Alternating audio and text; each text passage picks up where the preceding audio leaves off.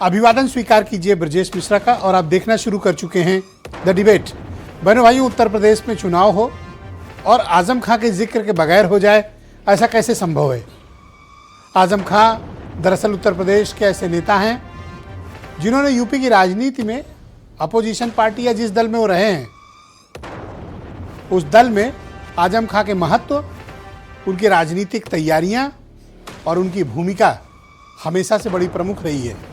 आज हम आजम खां की चर्चा इसलिए कर रहे हैं कि वो जेल में भले ही बंद हैं, उन पर दर्जनों मुकदमे लाद दिए गए हों, सजा दे दी गई हो, उनको यूनिवर्सिटी को ढहाने की फाइल चल गई हो, लेकिन आजम खां आज भी उत्तर प्रदेश की राजनीति में मैटर करते हैं, दखल रखते हैं और उनकी एक आवाज़ पर बहुत कुछ प्रभावित हो सकता है उनकी कम्युनिटी में। तो किन वजहों से समाजवादी पार्टी के सबसे ताकतवर नेताओं में से एक शिवपाल यादव जेल में बंद आजम खां से मिलने गए? कारण क्या है? अब तक समाजवादी पार्टी ने इतनी मोहब्बतें नहीं दिखाई थी आजम खां के लिए जो आज अचानक से कल ये दिखाई गई। और बात तो इससे भी आगे की है, होम मिनिस्टर बनाएंगे। क्या वाकई में समाजवादी पार्टी ऐसा चाहती है? लेकिन आजम खां तो सजा याफ्ता हैं, पहले तो वो खत्म हो, फिर तो कुछ बनेंगे वो। लेकिन क्या ये मुसलमान वोटों को साधने की कोशिश है या फिर आजम खां के लिए शिवपाल यादव की व्यक्तिगत सहानुभूति? लेकिन ये शिवपाल यादव का व्यक्तिगत दौरा नहीं था, ये समाजवादी पार्टी का आधिकारिक दौरा था। इसलिए आज इस विषय पर खुली चर्चा। बहनों भाइयों, आजम खां भले ही जेल में बंद है, उत्तर प्रदेश की हुकूमत ये मानती हो कि आजम खां को उन्होंने खत्म कर दिया हो, लेकिन आजम खां उत्तर प्रदेश की राजनीति में जिस दल में हैं वो राख से भी खड़े हो जा सकते हैं। इतनी ताकत है उस व्यक्ति के भीतर राजनीतिक तौर पर। आजम खां से लोग असहमत हो सकते हैं, सहमत भी हो सकते हैं, आजम खां को रेलिवेंट या इरेलीवेंट भी मान सकते हैं, लेकिन आजम खां का समाजवादी पार्टी में योगदान और आजम खां का अपनी कम्युनिटी मुसलमानों में जबरदस्त राजनीतिक प्रभाव, इससे कोई इनकार नहीं कर सकता। इस उम्र में, इस अवस्था में, इस स्थिति में जाने के बाद भी आजम खां आज भी इतने प्रासंगिक हैं कि शिवपाल यादव को चलकर जेल जाना पड़ता है उनसे मिलने। तो किस लिए गए थे शिवपाल यादव? क्या वो अखिलेश यादव का कोई पैगाम लेकर गए थे या आजम खां ने उनको बुलाया था या फिर मुसलमानों को एक राजनीतिक संदेश देने की समाजवादी पार्टी की कोशिश? वो ऐसी की तमाम राजनीतिक बमबाजियों के बीच मुसलमानों में जो मरमरिंग हो रही थी, समाजवादी पार्टी इस बात को लेकर दबाव में आई कि कहीं वो आजम खां वाला अपना ट्रम्प कार्ड लूज न करते, क्योंकि आजम खां अपने बोल्ड राजनीतिक बयानों और स्टैंड के लिए जाने जाते हैं और उसका कई बार खामियाजा भी समाजवादी पार्टी भुगत चुकी है। आजम खां इतने मैटर क्यों करते हैं? उसका कारण उत्तर प्रदेश का 19% मुसलमान वोट है। और जो लोग भी राजनीति के विद्यार्थी हैं, मैं उनसे कहना चाहता हूं कि मुसलमान वोटों को आप आंकड़ों में मत समझिए। अगर आप मुसलमान वोटों को वोट प्रतिशत में समझते हैं तो आप बहुत बड़ी राजनीतिक भूल कर रहे हैं। मुसलमान भौगोलिक रूप से बटा हुआ नहीं है उत्तर प्रदेश में। अगर आप डेमोग्राफी देखेंगे उत्तर प्रदेश में, राजनीतिक परिदृश्य को ठीक से समझेंगे, तो उत्तर प्रदेश के मुसलमान कंसंट्रेटेड इलाकों में बसे हुए हैं जो यूपी की 148 सीटों को सीधे प्रभावित करते हैं। मुसलमान वोट बिखरा हुआ नहीं है, वो तमाम इलाकों में, पॉकेट्स में कंसोलिडेटेड है, कंसंट्रेटेड है। इसलिए मुसलमान वोट मैटर करता है। ये कौन सी बेल्ट है? ये बेल्ट आपकी बिजनौर से शुरू होती है, कैराना तक आती है।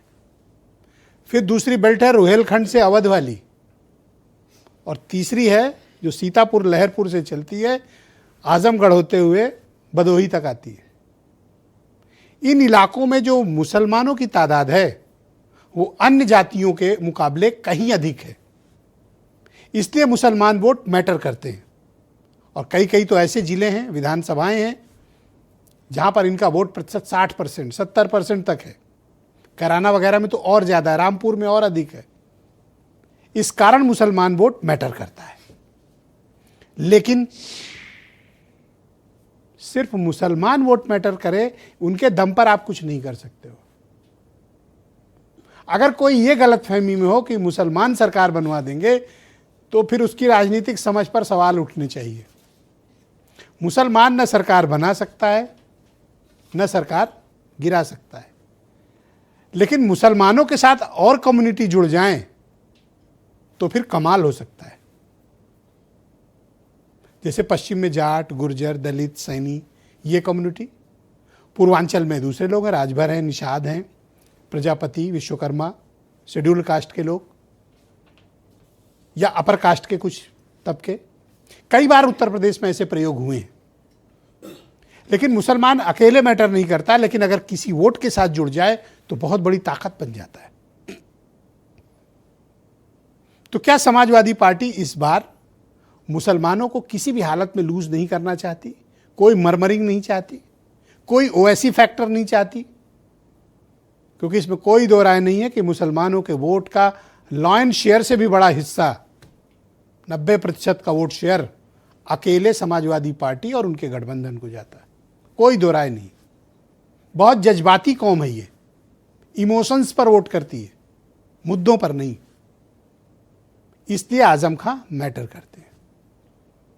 तो शिवपाल यादव क्या पैगाम लेकर गए और ये गृहमंत्री बनाने की बात कहां से आई? तो आज खुली चर्चा, कल हमने अपर कास्ट पे की थी, आज हम बात कर रहे हैं मुसलमानों पे, और 3 दिन पहले हमने दलित समाज पर बात की थी। हम सभी समाज पर खुली चर्चा करेंगे ताकि सबके मुद्दे, मसाइल सामने आए। उत्तर प्रदेश जाति प्रधान राज्य है, तो जातियों पर बात ना हो ऐसा कैसे हो सकता है? अंत में जाति ही मैटर करती है। तो हम इस पर बात करेंगे। तो कुछ बयान, फिर आज की डिबेट। अखिलेश यादव को मुख्यमंत्री बनाना है, तब इनको सबको आजम भाई को रक्षा मंत्री बनाना है साहब। बिल्कुल बनाए। रक्षा मंत्री नहीं, पहले गृह मंत्री।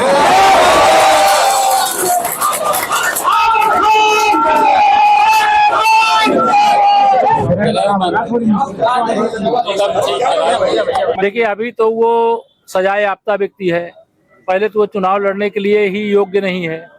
जिस पार्टी ने सिमी नाम के आतंकवादी संगठन के मुकदमे वापस लिए, माननीय उच्च न्यायालय ने उसको वापस लेने से रोका, मुकदमा चला, कई को उसमें बाद में फांसी हुई, आजीवन कारावास हुआ।